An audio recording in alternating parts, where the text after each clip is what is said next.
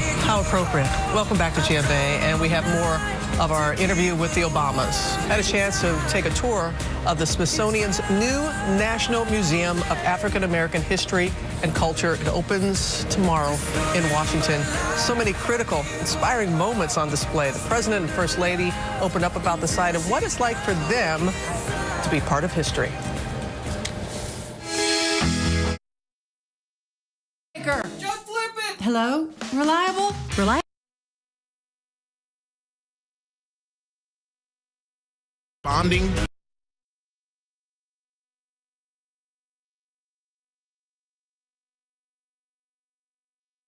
This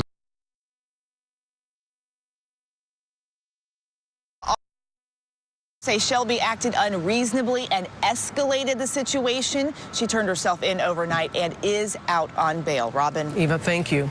Now to our exclusive interview with President Obama, opening up about the recent violence and tension. We met at the Smithsonian's new National Museum of African American History and Culture, which opens tomorrow in Washington. What we're seeing here is civil disobedience. Right. What we have seen recently in Charlotte, North Carolina, young people rising up and showing their frustration in a different way. When you and the rest of the world sees that, what goes through your mind? Well, I think it's important to separate out the pervasive sense of frustration among a lot of African Americans about shootings of people and the sense that justice is not always colorblind. What we've seen over the last several years is the overwhelming majority of people who've been concerned about police-community relations doing it the right way. Every once in a while you see folks doing it the wrong way. Looting, breaking glass, those things are not going to advance the cause. In Charlotte, my hope is that in the days to come, that people in the community pull together and say, how do we do this the right way? It seems some would say the more things change, the more they stay the same. Yeah. In particular, Tulsa. He had his hands up, Right. Mr. President. And I think that's part of the frustration. Well, look, I've made it a policy not to comment on the specifics of these issues because in the case of Tulsa, for example, the mayor has invited the Justice Department in to conduct an independent investigation. I've said this repeatedly. Police have a really tough job. Typically, they're interacting with somebody who, for whatever reason, is not looking forward to interacting with the police. On the other hand, if you have repeated instances in which the perception is at least that this might not have been handled the same way were it not for the element of race, even if it's unconscious. I think it's important for all of us to say we want to get this right. This should be a source of concern for all Americans. It would be helpful for people to come in here, everybody to come in here and have a real sense of this culture. You even alluded to that you would like to see Donald Trump. You said it would benefit him to come here. Why did you feel that way? Well, this was in response to an assertion that he then repeated after my remarks that this is the worst time ever to be black. African American communities are absolutely in the worst shape that they've ever been in before, ever. I think even most 8-year-olds will tell you that whole slavery thing wasn't very good for black people. Jim Crow wasn't very good for black people. What we have to do is use our history to propel us to make even more progress in the future. And a final question. It's Monday night. It's game time. Secretary Clinton's about to take the stage. What would you want to say to her before walking out for that first debate? Be yourself and explain what motivates you. I've gotten to know Hillary and seen her work, seen her in tough times and in good times. She's in this for the right reasons. And he went on to explain what he felt those right reasons are. That museum is incredibly impressive. Again, it opens tomorrow. There are many levels to it, and that one struck me. That's the Tuskegee Airmen. My father was a member of the Tuskegee Airmen, first black and fly Air Corps in the military, and it opens tomorrow. There'll be many festivities, and we'll have more of the interview with the Obamas. Mrs. Obama spoke so eloquently about it, was there with her mother and her 2 daughters, so we'll get their thoughts in the museum. And we'll see more of the museum as well. Yes. Okay, that's coming up in our next hour. Right now, the race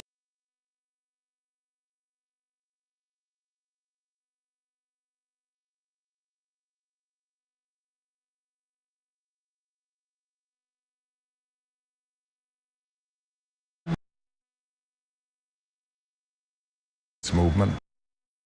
Mr. President. To honor the African American journey. American history.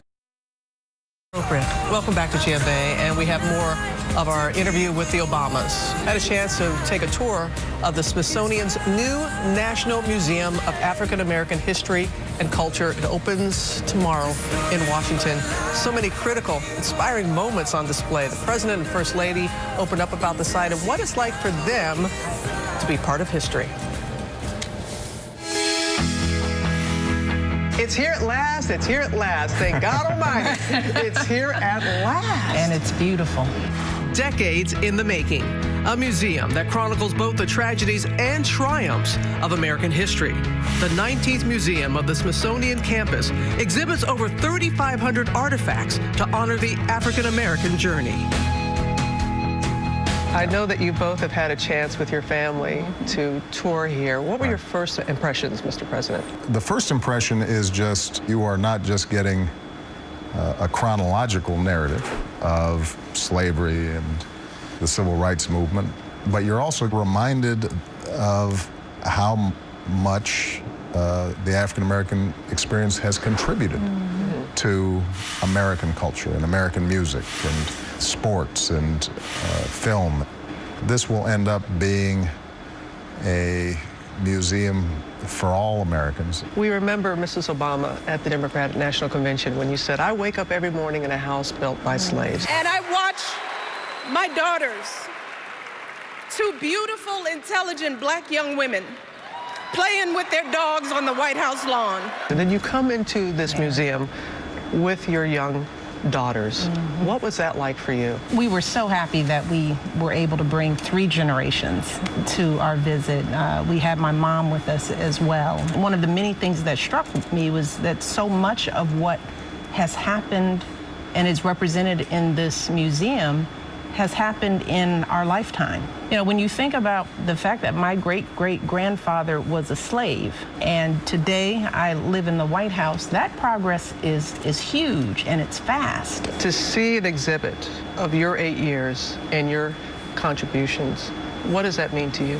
What the museum does do is put my presidency, our work in the White House, in context and explains that we were standing on the shoulders of giants. So, you know, we're humbled that we'll be part of this story, but I think we think of ourselves as a pretty small part of the story.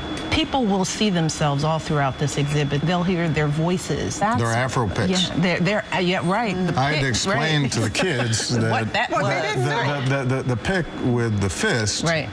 that was the one you had at home, but then they also had the fold-up clip so it didn't tear The up green your jeans. and red. The green Please, and red one. please. Fold it over. So that one you could put in your pocket. Absolutely. And so those cultural details are absolutely critical to transmit to the next generation. We talk about American history, African American history. I think, Mr. President, at the time, I think the young boy's name was Jacob. When he came up to you and he wanted to touch your hair to know if it felt like his hair. Right. To know that there are young people who now believe, because of both of you, that anything is possible. How does that make you feel in your heart and your head? You know, I always say I do really well with the 8-year-olds and 6-year-old demographic. I think, first of all, my name is fun to say, and they always say it in just one word, Barack Obama. Barack Obama. Hey, you're Barack Obama. Hey, Barack Obama. I do think my presidency has sent a message to kids across the board. The sense that the human spirit can transform even the worst of circumstances into something beautiful and powerful. And finally, for you, Mrs. Obama, during your husband's administration, this has happened. What does it mean for you? It means everything. First of all, I'm so grateful to the folks who worked so hard to make this happen. This didn't happen overnight. People have been fighting for this For decades. and for decades and decades. And there was because- bipartisan support for That's this. right. And President Bush, my predecessor, Absolutely. Was actively involved in helping to get this done. It's one of the few places on earth that tells the complete story of my existence as a black person. and they've done an excellent job of it. And I just encourage the world to come see it. It will be a point of pride for this nation.